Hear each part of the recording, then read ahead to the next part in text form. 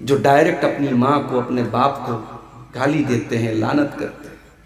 نہیں میرے بھائی، ماں باپ اگر غلط بھی کریں، ماں باپ اگر ظلم بھی کریں، ان کا عمل اللہ کے حوالے کر دو، مگر ان کے ساتھ بدتمیزی مت کرو۔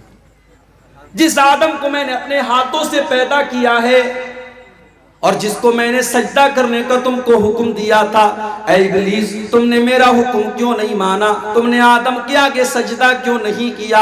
اب استکبرتا، اے ابلیس کیا تو بہت بڑا گھمنڈی اپنے آپ کو سمجھتا ہے؟ کیا تو بہت گھمنڈ کر رہا ہے؟ کیا تو اہنکار کر رہا ہے؟ کیا تو تکبر کر رہا ہے؟ ام کنت من العالین، یا تو بہت بڑا ہو گیا ہے، تو بہت اونچا ہو گیا ہے، تو اللہ کے حکم کو بھی نہیں مان رہا ہے؟ ابلیس نے جواب دیا، قال انا خیر منہ خلقتنی من نار وخلقتہ من طین۔ کہا اے اللہ میں آدم کے آگے کیوں سجدہ کروں؟ تو نے آدم کو مٹی سے بنایا اور مجھے تو نے آگ سے پیدا کیا۔ اے اللہ آگ کا کام تو اوپر جانا ہے اور مٹی کا کام تو نیچے جانا ہے، مٹی تو پاؤں کے نیچے ہوا کرتی ہے۔ اے اللہ جب آدم سے میں بہتر ہوں تو میں آدم کے آگے سجدہ کیوں کروں؟ میں نہیں کروں گا۔ اسی لیے علماء کہتے ہیں کہ دنیا میں سب سے پہلے اگر اللہ تبارک و تعالیٰ کے حکم کے مقابلے میں اگر کسی نے لاجک اور قیاس پیش کیا تھا تو وہ ابلیس تھا۔ اللہ کے حکم کے آنے کے بعد اب کوئی لاجک نہیں چلے گی میرے بھائی۔ دین لاجک کا نام نہیں ہے، دین قرآن و سنت کا نام۔ اسی لیے حضرت علی کہا کرتے تھے، لو کان الدین بالرائی لکان اسفل الخف احق بالمسح۔ حضرت علی کہتے ہیں اگر دین کی بنیاد لاجک پر ہوتی، اگر دین کی بنیاد عقل کے اوپر ہوتی تو موزے پر جب ہم مسح کرتے ہیں تو موزے کے نچلے حصے پر مسح کرتے، اوپر نہ کرتے۔ گندگی تو نیچے لگی ہوتی ہے، گرد و غبار تو نیچے لگا ہوتا ہے، ڈسٹ تو نیچے لگا رہتا ہے، مگر ہم اوپر مسح کرتے ہیں۔ حضرت علی کہتے ہیں کہ دلیل ہے اس بات کی کہ دین کی بنیاد لاجک پر اور عقل پر نہیں ہے۔ دین عقل، اللہ اور اس کے رسول کے حکم کے آنے کے بعد اب عقل نہیں چلانا ہے۔ سب سے پہلے اگر عقل چلائی تھی تو ابلیس نے چلائی تھی۔ کہ میں کیوں سجدہ کروں آدم کے آگے؟ میں آگ سے پیدا ہوں، آدم مٹی سے پیدا ہے، میں نہیں کر سکتا۔ قال فاخرج منها فإنك رجيم۔ اللہ تبارک و تعالیٰ فرماتا ہے اے ابلیس جب تو نے میرا حکم نہیں مانا تو نکل جا تو جنت سے، اور تو نکل جا فرشتوں کے پاس سے، اور تو نکل جا میری رحمت سے۔ آج کے بعد تو شیطان رجیم بن گیا، تو شیطان مردود بن گیا۔ جب بھی دنیا تیرا نام لے گی تو شیطان رجیم کہے گی، شیطان مردود کہے گی۔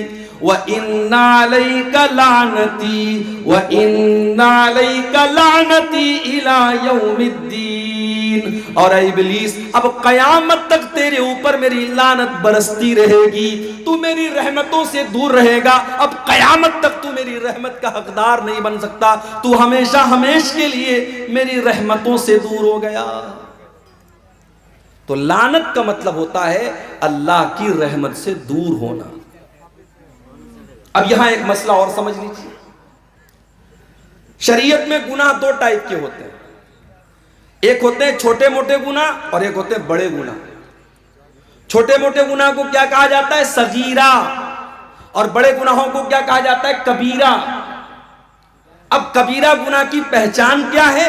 بہت ساری پہچان ہے، اس میں ایک پہچان یہ ہے کہ جس گناہ کا نام لے کر کے لعنت کی گئی ہو، قرآن میں حدیث میں جس گناہ کے بارے میں یہ کہا گیا ہو اس کے کرنے والے پر اللہ کی لعنت، تو سمجھ جاؤ کہ وہ گناہ کبیرہ ہے، وہ بہت بڑا گناہ ہے، اور جب تک ہم توبہ نہیں کریں گے وہ معاف ہونے والا نہیں۔ اتنی بات سمجھ میں آ گئی؟ اب ایک بات اور سمجھ لو، لعنت کسی خاص انسان کے اوپر نہیں کر سکتے، لعنت کسی برے کام پر کر سکتے ہیں۔ مثال کے طور پر جو نماز نہ پڑھے اس کے اوپر اللہ کی لعنت، جو شراب پیے اس کے اوپر اللہ کی لعنت، جو جھوٹ بولے اس کے اوپر اللہ کی لعنت۔ اس طریقے سے ہم جنرل انداز میں، کامن انداز میں ہم لعنت کر سکتے ہیں، مگر کسی انسان کو ٹارگٹ کر کے کوئی نماز نہیں پڑھتا، ہم اس سے جا کر کہیں تو نماز نہیں پڑھتا، تیرے اوپر اللہ کی لعنت ہو۔ کوئی جوا کھیلتا ہے، کوئی شراب پیتا ہے، ہم اس سے جا کر کے کہیں کہ تو شراب پیتا ہے، تو جوا کھیلتا ہے، تیرے اوپر اللہ کی لعنت۔ تو یہ جائز نہیں ہے، یہ صحیح نہیں ہے۔ کسی ایک انسان کو ٹارگٹ کر کے آپ لعنت نہیں کر سکتے۔ لعنت ہم عام انداز میں، ایک جنرل انداز میں، کامن انداز میں ہم کر سکتے ہیں۔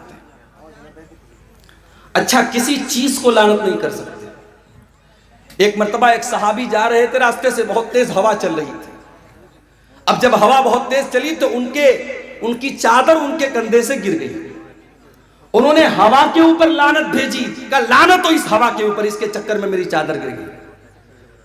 اللہ کے نبی کے کانوں میں صحابی کے جملے پڑ گئے، کہا لا تلعنہا، اے میرے صحابی تم ہوا کے اوپر لعنت مت بھیجو، تم ہوا کے اوپر لعنت مت کرو، فَإِنَّهَا مَامُورَةٌ، ہوا اپنے من سے نہیں چلتی ہے، ہوا تو اللہ تعالیٰ کے حکم سے چلا کرتی ہے۔ اے میرے صحابی، ایک ہوا کے اوپر بھی تمہیں لعنت کرنے کا ادھیکار نہیں ہے۔ اگر تم نے کسی کے اوپر لعنت کی اور وہ چیز لعنت کے لائق نہیں ہے تو لعنت لوٹ کر کے تمہارے پاس آ جائے گی۔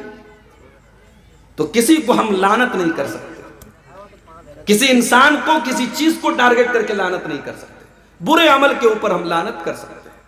اب آج کی میری تقریر کا جو ٹاپک ہے، ہم ایسی کچھ چیزیں دیکھیں گے، کچھ ایکٹیویٹیز دیکھیں گے قرآن و سنت کی روشنی میں، جن کے کرنے والے پر اللہ کی لعنت کی گئی ہے۔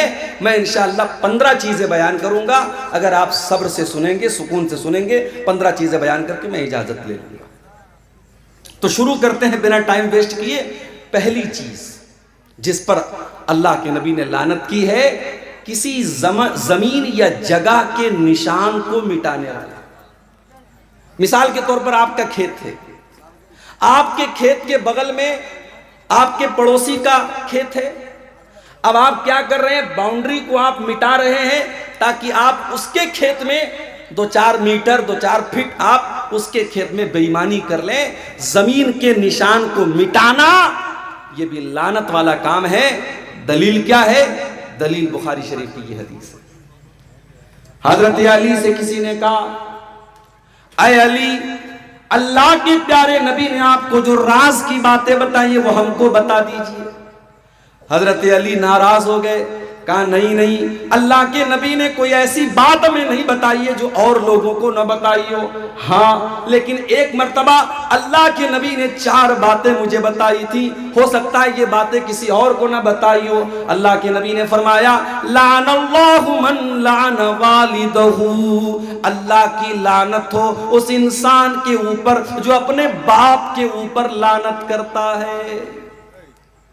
کوئی باپ کے اوپر بھی لعنت کرتا ہے؟ ہاں، آپ نے کسی اور کے باپ کو برا بھلا کہا، جواب میں اس نے آپ کے باپ کو برا بھلا کہا، ہو گئی باپ کے اوپر لعنت۔ اور کچھ بدنصیب تو ایسے بھی ہوتے ہیں جو ڈائریکٹ اپنی ماں کو، اپنے باپ کو گالی دیتے ہیں، لعنت کرتے ہیں۔ نہیں میرے بھائی، ماں باپ اگر غلط بھی کریں، ماں باپ اگر ظلم بھی کریں، ان کا عمل اللہ کے حوالے کر دو، مگر ان کے ساتھ بدتمیزی مت کرو۔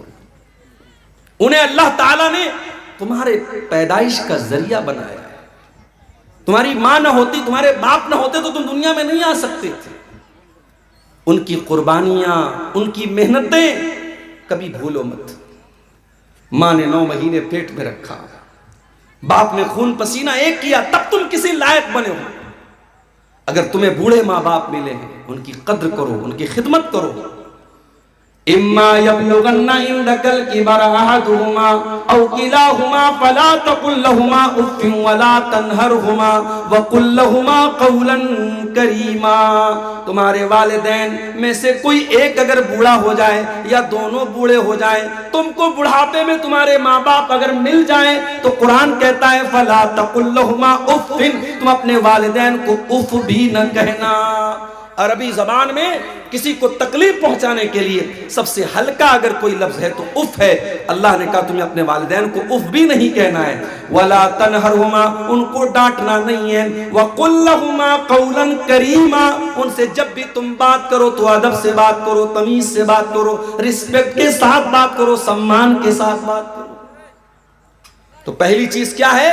اللہ کی لعنت ہو اس انسان کے اوپر جو اپنے باپ کے اوپر لعنت۔ دوسری